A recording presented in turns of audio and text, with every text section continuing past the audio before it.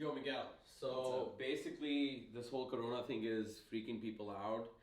Lots of events are getting canceled. People's brands are getting affected a little bit. Okay. I think we should definitely put together some sort of content contingency plan for combating coronavirus when it comes to, how brands should actually double down on storytelling Yeah. rather than maybe stop everything. So you want to brainstorm a little bit about that? Yeah, I'm finding out all of this stuff transpiring even over the last 24 hours, and it's obviously causing a lot of concern for people in the events industry. I mean, I'm seeing that a ton of music festivals and conferences and just big events that bring in so much revenue for the cities, for the hotels and event spaces are all getting canceled. So I was kind of thinking to myself, should the content stop there, that it's canceled and we're postponing until another date? Or is there a way for people to extend that conference experience through their content?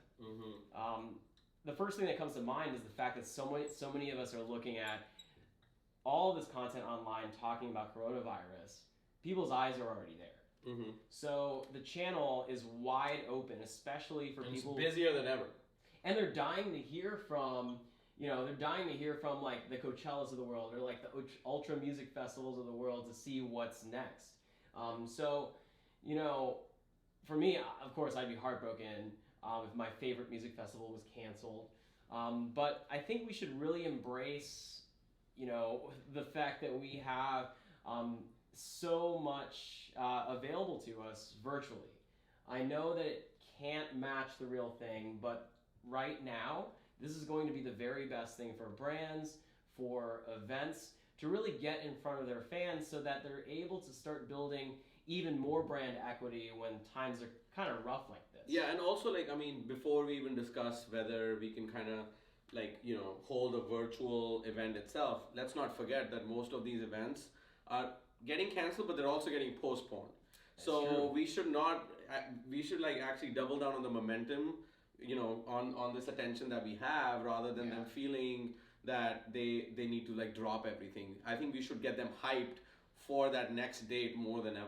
And you know what that is? That's completely shifting the narrative, right? So as a brand, it's really easy for you to make people scared or worried about what's going on, especially in times like these.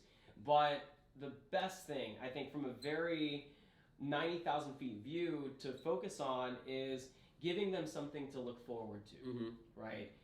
Especially when a lot of the news right now is not the greatest. So I think that's where we have to start. I mean, before you think about exactly what you're going to say, think about the tone at which you're going to be delivering it as you are putting out content online during times like this. Yeah, totally makes sense. All right, so what do you got?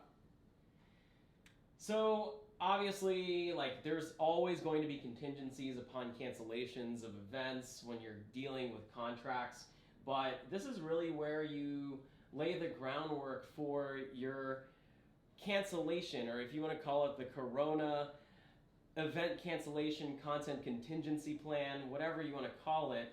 I think this is one of the first areas that you need to focus on, other than saying, hey, we are shutting down our doors and everyone's going to be forced to work remotely, or we're just postponing until the fall, right? So we need to essentially give solutions for our audience to say, okay, one, they're not going to go quiet for one, and number two is, what are the channels that they can keep up with what's going on? Again, that is, and this is, I'm speaking broadly here when we're talking about large scale conferences, or for some people whose business literally is, let's say, business coaching, and they have hundreds of people that pay for going to an event to learn from a person. Well, you can easily extend that seminar experience online. So something that won't go away is the sharing of knowledge. Continue to do that. Yeah. Continue to share your knowledge, especially if your business depends on it. And that's going to actually also show you that that sharing of knowledge and having that platform which is going to be unaffected by coronavirus in that way can also still keep up with things sponsors are looking for, the things that attendees are looking after. Yeah, they may not be able to meet all those people in a physical space, but especially when it comes to things that were sponsored, like the sponsors were looking for in terms of exposure, I think that's something that we need to double down on, if anything else, when it comes to digital, especially if all that signage and everything else is going to go to waste in a way. So yeah, exactly. So I mean, something that you would otherwise be doing anyways if it was an in-person event is you'd be talking about your sponsors, giving credit to your sponsors. Now, there's nothing that's stopping you from continuing to share the content that you otherwise would, and also still giving credit or shouting out your sponsors. Mm-hmm. So let's not forget about In that. fact, you can track it better than any other time. You can track it better than you could otherwise, and also your audience might even be bigger because they don't even have to leave their house. Mm-hmm. So with that in mind, I mean, you can drive people to an event that is even easier for them to attend. They don't have to fly out. They can stay in their home and still continue to learn from these people that they look up to, and they're paying literally for their knowledge. And truly, this is definitely an opportunity for them to actually expand upon their audience than think that, oh my God, we're not going to have an event, because this is really the time when most people may be working from home. Most people are going to quarantine themselves or maybe just stay back, try to avoid social contact. So I think the real spirit of that conference, or at least a taste of it, can be brought on to those people online, and a lot more people that were probably not going to be able to go there or fly there this year. And if they're able to actually put in a good show virtually, there is no reason why those people, when things settle down a little bit and the industry comes back, there's no reason why those people, maybe some more extra people, would want to probably come in. And they're going to be even more excited about the event the following year. And even if they can't join live within, whether they're doing a webinar format or going live on Instagram or Facebook in order to join in on the experience virtually, they can save that and consume that content at any time. So not only is it more accessible to the people who otherwise would be attending if it was a live event, you're still going to be reaching people who might have missed it at the time, and it still remains evergreen, more or less. So you're still able to consume the content. You're still able to experience it in real time if you want. So it can end up being very, very good, especially for people, for organizations where events literally are their livelihood. So you have to ask yourself that question: how are we extending the conference or event experience virtually? So first of all, we need to make them realize this is an opportunity, right? Not a problem. And then the second thing is they need to think about how are they going to double down on extending that experience virtually. Okay.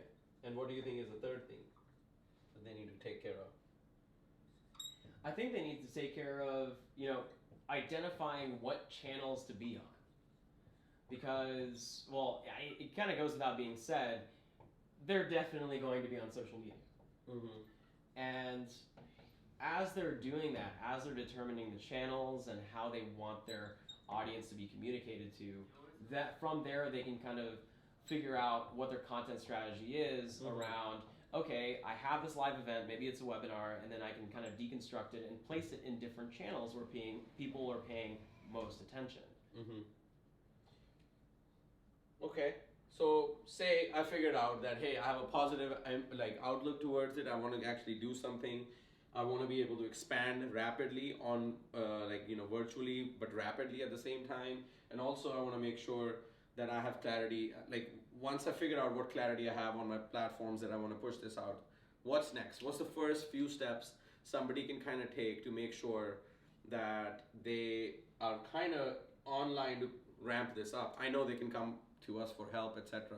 But if they're doing their own thing, they're a one-man team or a small in-house team trying to push content out at scale, what are some of the things that they should focus on? Should they focus on coronavirus at all? Should they focus on brand? Should they focus on the experience that could have been? or should they double down and do a story that, hey, we are adaptive, we can actually be agile and be able to, like, be flexible enough to kind of figure out the opportunity there? Number one is timing, right? Because the more time you leave on the table, the more time you think to yourself, okay, I'm just going to lay low and keep quiet for a little while. I'm just going to quarantine my content for a little while. You're losing out on opportunity. People want to know now what's going on. People want to know really the good, bad, and the ugly of what's going on. So you just got to be transparent with them. Of course, when it comes to the actual content that you want to share or that you would have wanted to share at that live event, let them know what's happening next, because your audience is dying to know. Let them know what your plan of action is as you're going through the next couple months, and let them know that, hey guys, never fear.